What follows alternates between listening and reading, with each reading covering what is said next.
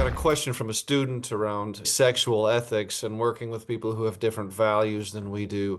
And in light of explicit and implicit, I'm going to say reintegration because I don't love the term integration. So we're going to go with Entwistle's language around reintegration in this one.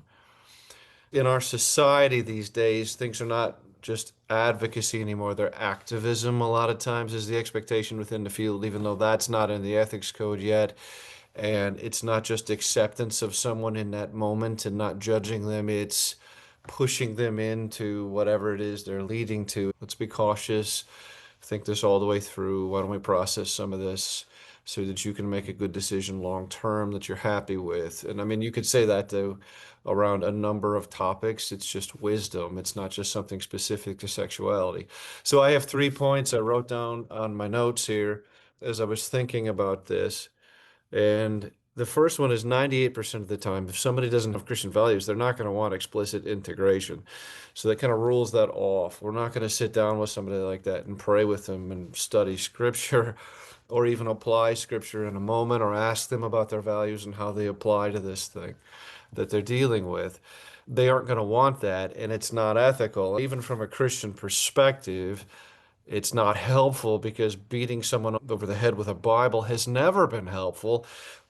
I always like to say the Crusades were over years ago and everybody just ended up dead. Nobody really changed their opinions. It was just fighting over the Holy Land, and Muslims and Christians were killing each other. And there's a lot of historical context to that, but that's the quick version. So 98% of the time, 99% of the time, 99.5% of the time, they're not going to want that anyway unless they're searching for it.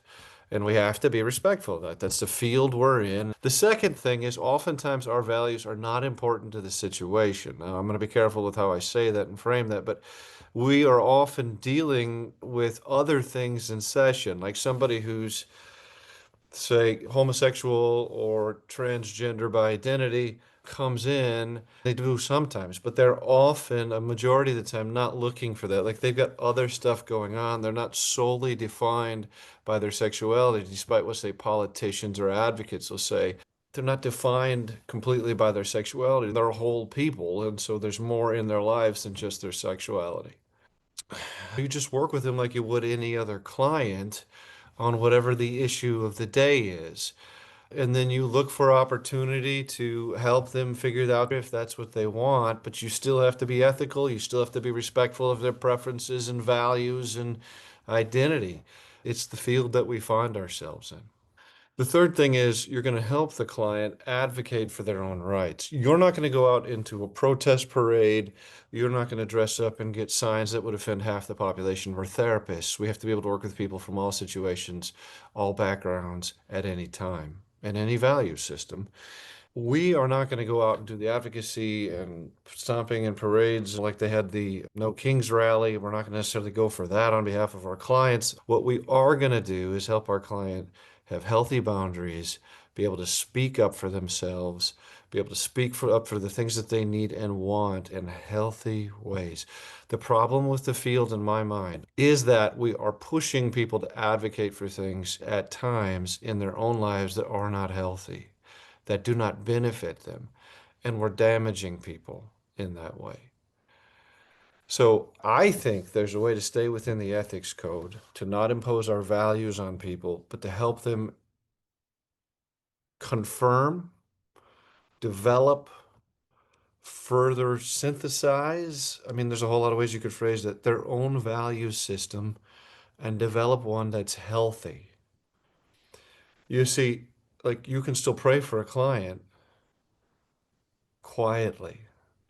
It seems like in today's modern church, and even over the last 50, 60, 70 years, we think we're not living out our faith if we're not shouting out loud about it, or if we're not actively evangelizing.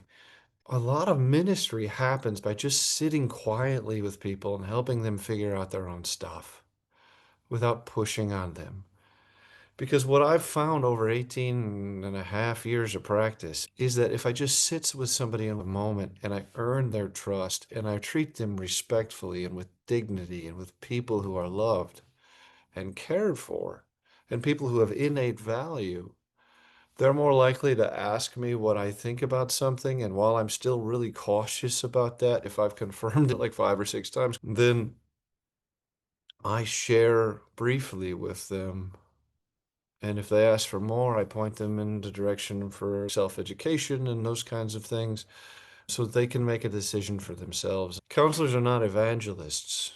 We are people who build relationships with others for healing.